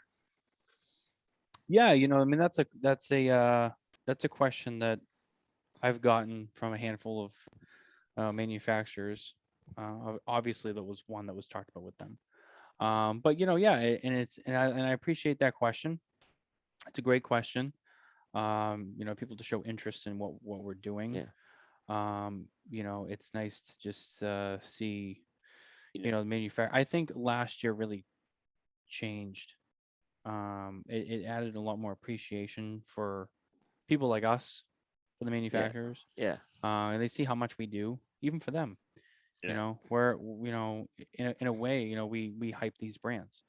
Sometimes we de-hype them, but we hype them. We hype them. But here's the worst thing that happens, Matt. And I think I've told you this early on. When someone falls off the grid, okay, and suddenly their media brand isn't the priority anymore, but they're carrying sponsor money, right? Like, my son just set the fire alarm off again. Do you have to get up? No, he was vaping. I could tell. Oh, he does this like. So there's one area he can vape in the house, but yeah. So I'm hearing it. He knows I'm gonna kill him again for that. No. Coop getting angry? I don't know. I can't picture that. No. So no, but I mean, I think I've seen so many of these things and when you fall off the grid, when you fall off the horse, you can't get back on. It's very hard for a media brand to recover. It's all about consistency. You have to be out there. Now, I'm not saying we publish every day. We've been publishing every day since July 3rd, 2012. But I'm not saying you have to do that. But if you're falling off if you're doing a podcast, you haven't done a podcast for 5 weeks, like, and people are investing in you financially, you're really doing them a disservice. So, Oh uh, yeah. and I've seen this happen, and it's hurt online media, right? I could tell you it's hurt online media because people don't they're a little nervous about. That's why I think there's still a tendency for print media, because print media is consistently publishes, whether it's quarterly, monthly, weekly, So that's where I've seen the problem with online media, where it's I think there's still some trepidation because you have a lot of these guys, they come in with great plans and then they fall off the wagon and it's bad. And I've Yeah, seen it happen a lot. Yeah. I would say this obviously, and Yeah. most of the people Yeah. we know and work with know this too. We've had things come up. You know, There are uh, things that come up. It's going to happen. Yeah. no, but yeah, but like we've had like little things come up on a show day or whatever, and I've had people say to me like, "Well, why can't you just like do your show later? Or like, can you do it tomorrow?" And it's like it doesn't work that way. Doesn't work like that. You have to, yeah, you have to Listen, stick to the it's like schedule. I have revenue coming in. I have Yeah. people who pay Yeah. um for advertisement. I have an audience that wants to, watch me. They know when I'm on, what day, what time, where to find me. It's a disservice to them, to the followers, the Yeah. fans. Yeah. It's a disservice to the people who invested in the show. No, we can't just now. In rare circumstances, have we moved a show? Yes, recently we had a situation where there was really bad storm. We could not do the show. We did it the very next night, which was as fast as we could do it. That was That's, really beyond our yeah. control. Yeah. The internet was down. Yeah. There was nothing we could do. Yeah. So that shit happens. Yeah.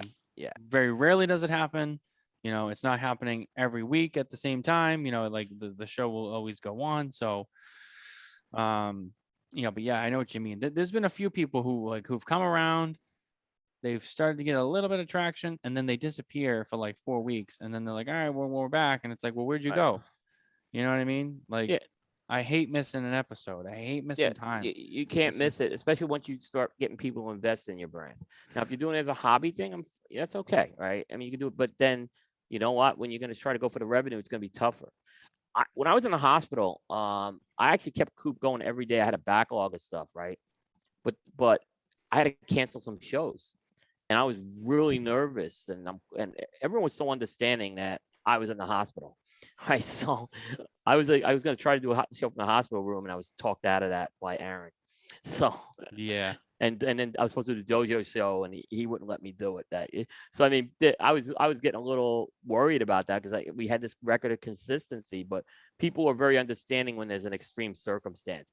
I'm talking about the guys who they decide they want to go play golf instead of doing their stuff. So that those are the guys that I've seen, and I've seen these guys come and go. And I hate it. I mean, some of these guys are really good at what they do too. That's what's. But if you're gonna make a presence here, and if you want to start, bringing in revenue and expanding, it costs money, right? So you need things like sponsorship and things like that. Yeah, and I think it's a good point to bring up.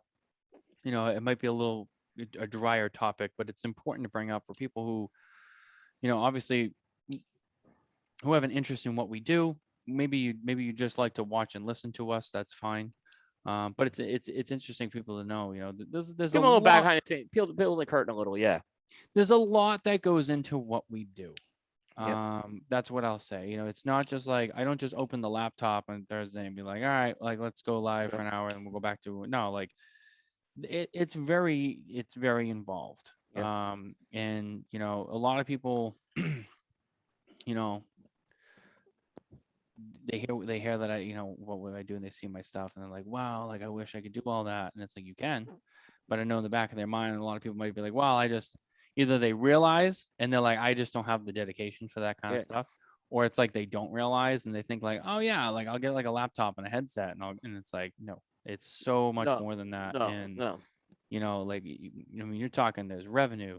Now there's other people who are part of this, right? Who I have to kind of oversee, and then there's keep their skin in the game, keep them interested. Yeah, so I mean it's very involved. So yeah, it is. It is. I appreciate you bringing up the topic. It's a good one. It's a good one. Yeah, it's a good one. I enjoyed it talking about it. Is there any other spare notes that you have? That's it for me. think that's it for me too. Yep. That's everything I wanted to cover. Yeah. I think you brought up some good stuff, which is always important. Yeah, same here. Same here. It was good. Always Um, enjoy doing this. on the next episode of the Smokin' Tabacco show, which will be Thursday, 7 p.m. Eastern. We have Mickey Pegg of All Saints Cigars, Great interview. He's who great. will be joining us. Love Mickey. Love Mickey. Great guy. We got to hang out at the trade show a little bit. I got to crush some adult beverages with him at the bar. It was a great time. Yep.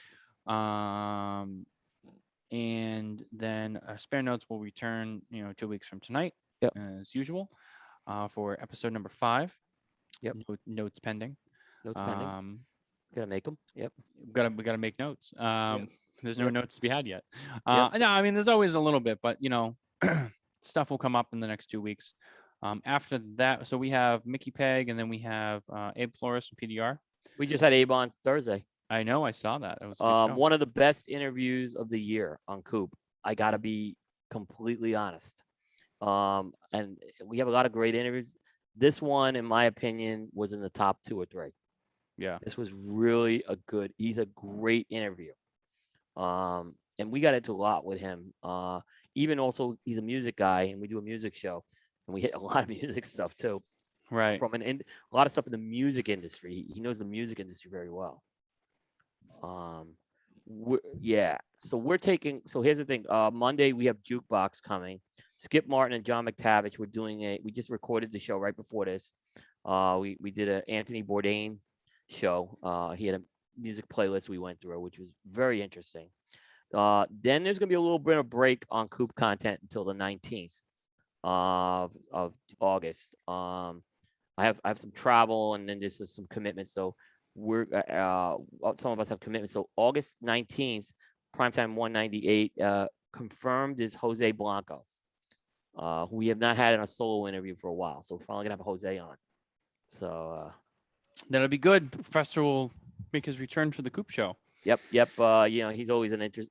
We had him on with Carlito a couple of times, but we really haven't gotten into Jose since he's gone.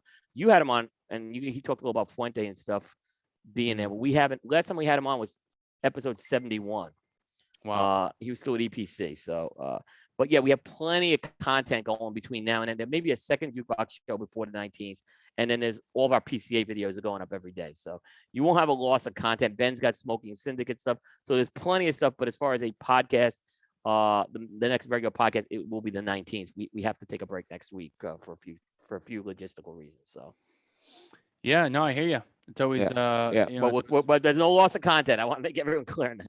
So, yeah, don't worry, Coop's not going anywhere. I'm not going. Every day there'll be written stuff, and like I said, the PCA stuff's still going up between now and then. So, all right, well, I think that's it, guys. As always, thank you for watching. Thank you for listening. Don't forget to go on and find us on social media and follow us there, as well as on YouTube and everywhere podcasts can be found. Please subscribe to us. Download, hit the like button, hit the follow buttons, all that fun stuff. Yep. As always, you can head over to smokintabacco.com. You can catch up on the latest stuff that's going on in the industry, as well as you can go to Cigar Coop, and you can follow everything that Coop does over there, as well as follow his many appearances on podcasts, including his own.